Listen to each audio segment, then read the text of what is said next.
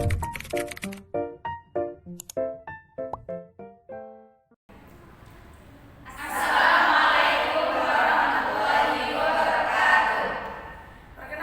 kami dari kelompok 3. Pada video kali ini, kami akan mewawancarai Bapak Hamdan Hussein Batubara terkait literasi.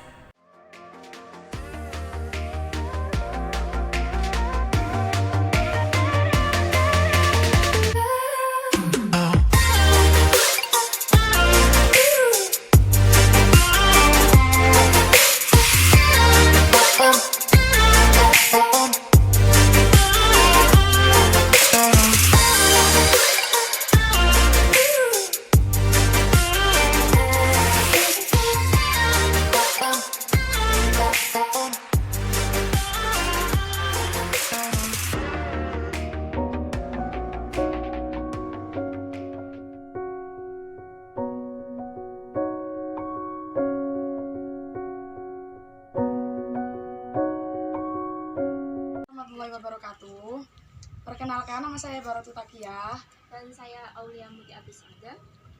Di sini kami berdua ingin berbincang-bincang kepada Bapak Hamdan terkait dengan literasi digital dan cetak.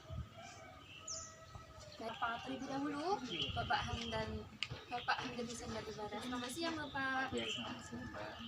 Bagaimana kabarnya hari ini Pak? Alhamdulillah sehat. Alhamdulillah. Oke, jadi kita langsung saja ya. Jadi begini Pak, kami ingin mewawancarai Pak Hamdan terkait dengan bidang yang Bapak tekuni gitu. Dan itu terkait dengan bidang literasi digital dan literasi. Ya, sama Mbak. Panggilannya Mbak Ceko. Bismillahirrahmanirrahim. Assalamualaikum warahmatullahi wabarakatuh. Terima kasih atas kesempatan yang diberikan untuk berbincang-bincang tentang literasi ya, baik yang digital maupun yang cetak. Saya mulai berminat tentang literasi itu sebenarnya sejak menjadi mahasiswa, dan setelah itu saya juga terus melakukannya sampai mengikuti beberapa perlombaan menulis opini. Nah, kemudian berlanjut sampai saya jadi dosen, dan ternyata keterampilan itu sangat dibutuhkan di dunia pendidikan. Lalu mengungkapkannya dalam bentuk-bentuk persepsi diri saya. Itu ya, tantangan gitu ya. Iya, semakin orang kontra itu saya malah semakin suka. Semakin tertantang gitu Pak. Iya, karena kalau ada orang yang kontra, tentu saya akan belajar lagi memahami kenapa dia kontra, dan dari situ saya mendapatkan pelajaran seperti itu. Jadi saya ambil positifnya aja, nggak ada penampilan negatifnya. Berarti udah lama banget ya Pak? Maksudnya Bapak suka sama literasi Jadi mahasiswa? Iya, karena memang mau tidak mau yang namanya literasi itu kan bagi seorang mahasiswa itu salah satu hal yang sangat penting ya. Karena mahasiswa kan sebagai cendekiawan ya, generasi muda, apalagi saya jurusan pendidikan ya, dan juga saya ketahui masalah pendidikan kita di Indonesia ini salah satu yang mempengaruhi, belum sesuai yang kita harapkan, perjalanannya belum signifikan, masih lambat seperti itu. Karena guru belum bisa tampil sebagai model ketika dia meminta misalnya siswanya. Di dalam penelitian saya lihat ketika dia meminta siswanya untuk membaca tapi gurunya malah nggak membaca, kan itu sebuah hal yang tidak pas gitu ya, tidak tepat gitu Mbak.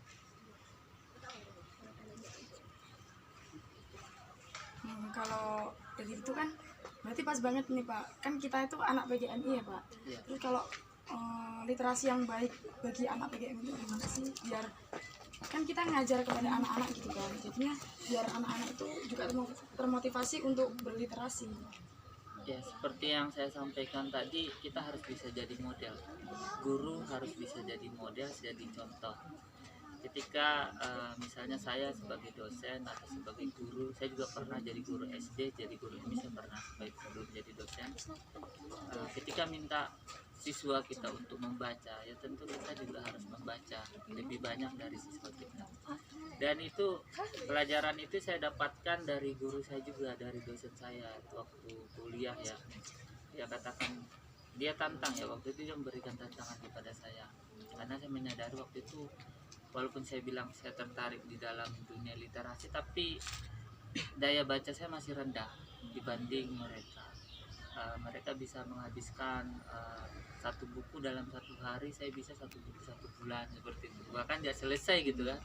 Nah, jadi saya ditantang coba baca buku 3 hari. Nah, itu saya mulai tertantang. Intinya mengajak orang untuk berliterasi itu memang penting, tapi lebih penting lagi kalau kita bisa mulai dari diri sendiri, seperti itu Mbak kesimpulannya. Berarti intinya itu kalau kita mau Tahun 2018 kan Pak, berarti udah 4 tahun. Nah, dalam 4 tahun itu udah berapa buku atau berapa karya yang Bapak ciptakan? Oke, itu usaha ya, badan usaha. Tentu saya menulis itu tidak menerbitkannya di perusahaan saya sendiri. Ya. Kalau berbicara tentang karya saya, itu saya menulis buku pertama kali di tahun 2017 ya, di tahun 2017 itu judulnya Teknologi Informasi dan Komunikasi.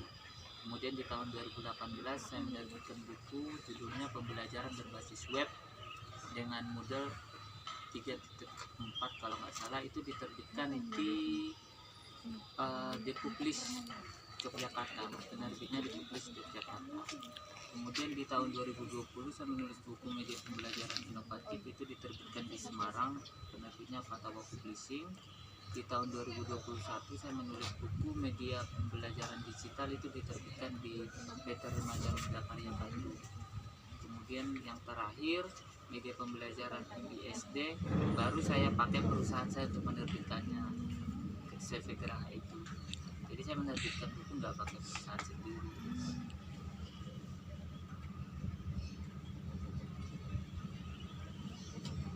Tentu bagi dosen ya, yang namanya menulis ya, karena kan menulis itu bagian dari literasi ya, literasi ekspresi, ungkapan dalam bentuk bahasa tulis, itu sesuatu tantangan dan kewajiban, tugas gitu. Karena dosen itu adalah selain pendidik juga adalah pengembang ilmu pengetahuan, di mana dia harus meneliti dan mengembangkan ilmu pengetahuan dan menuangkannya melalui buku dan karya-karya hasil penelitian seperti jurnal, artikel jurnal ilmiah seperti itu.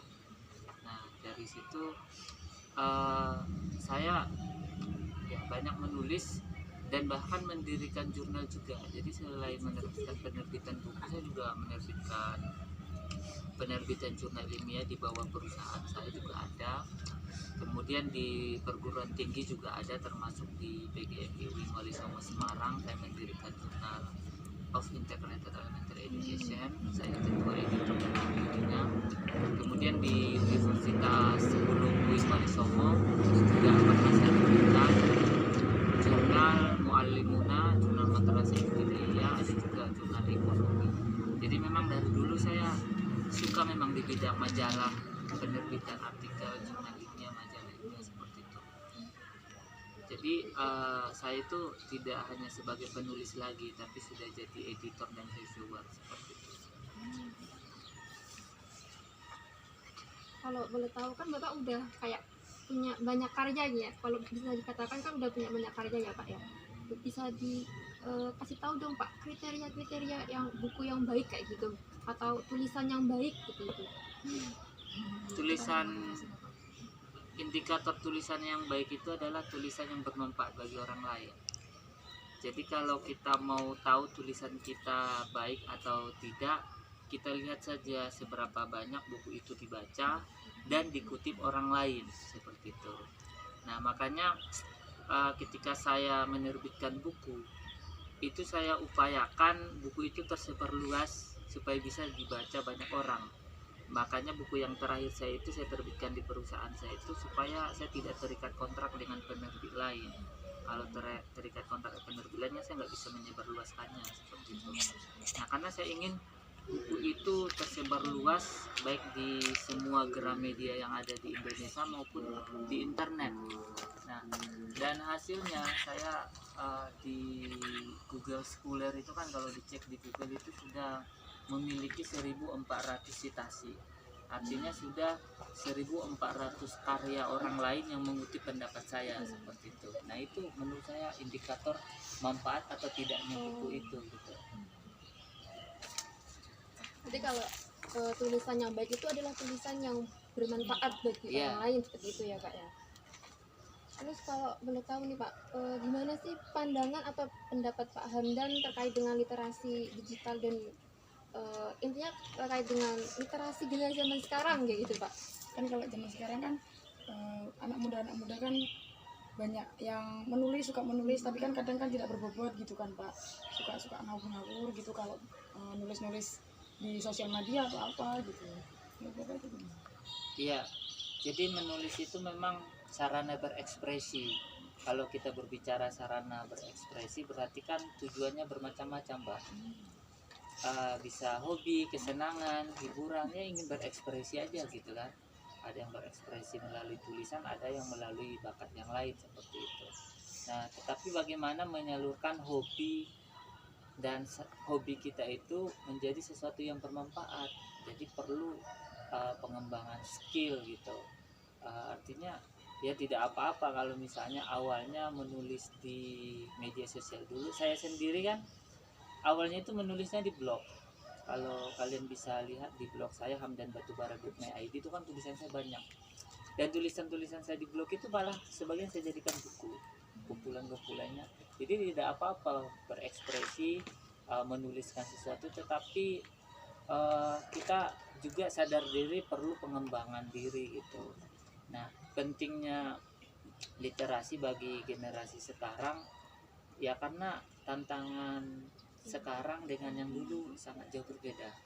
Tantangan di masa saya kuliah dengan di masa kalian itu sangat berbeda, apalagi di masa kalian nanti setelah kerja. Ini kan masih kuliah, nanti setelah kerja tantangannya sangat berbeda. Kenapa? Karena mobilisasi teknologi itu sudah mendistrupsi, menghilangkan atau menghapuskan beberapa pekerjaan mekanis, bisa digantikan oleh mesin gitu.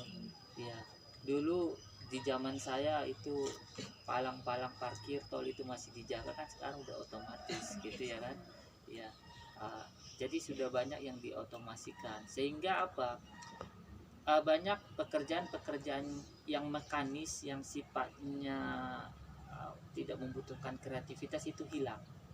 Nah, dan yang dibutuhkan hanya pekerjaan yang membutuhkan kreativitas ya, salah satunya pekerjaan menulis itu tidak bisa digantikan mesin karena itu membutuhkan kreativitas, dan kreativitas tidak bisa digantikan oleh mesin kan seperti itu.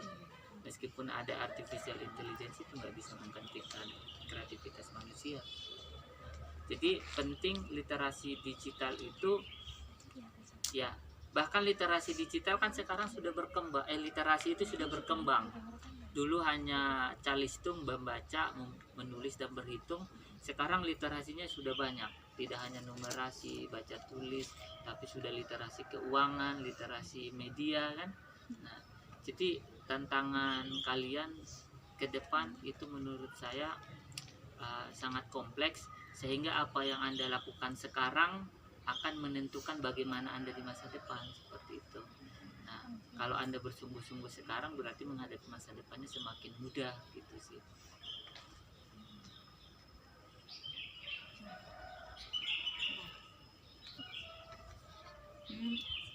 Terus ini langsung pertanyaan terakhir aja Pak ya Pak ya.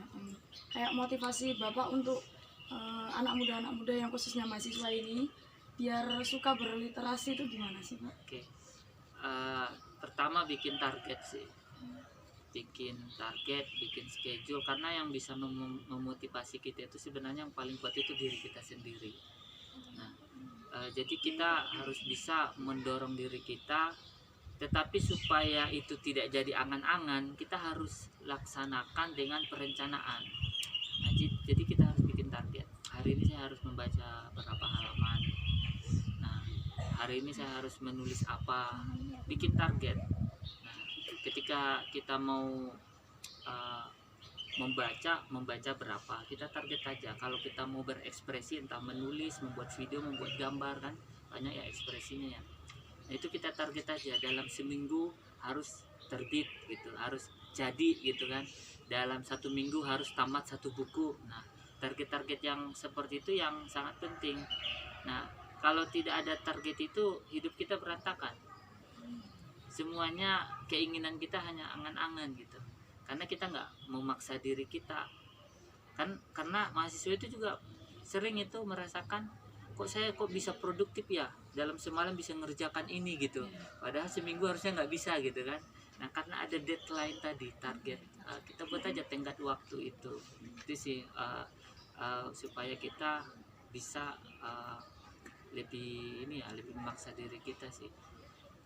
Kalau nunggu nonton motivasi, saya juga sering bilang sama mahasiswa, saya kan karena saya lagi cuti di UIN Wali Songo, saya ngajar di UNJ kan, Universitas Negeri Jakarta. Setiap hari Selasa sama Kamis saya ngajar di jurusan PGSD di Jakarta. Nah, itu juga saya bilang sama mahasiswanya, yuk baca nih buku saya, bab ini, minggu ini bab ini ya. Nah, ternyata banyak yang nggak baca, hanya beberapa kecil, paling 15%, 20% yang baca. Kenapa? Karena motivasi dari luar itu nggak akan bisa memaksa orang kalau dia nggak memiliki kesadaran dan membuat target di dalam dirinya. Tapi berbeda misalnya mahasiswa, teman-teman sekalian, kalau kalian nggak baca ini, saya akan kasih hukuman, nilainya saya kurangi. Nah, itu beda nanti itu. Nah, jadi harus ada paksaan, memang kadang-kadang itu diperlukan seperti itu, Mbak.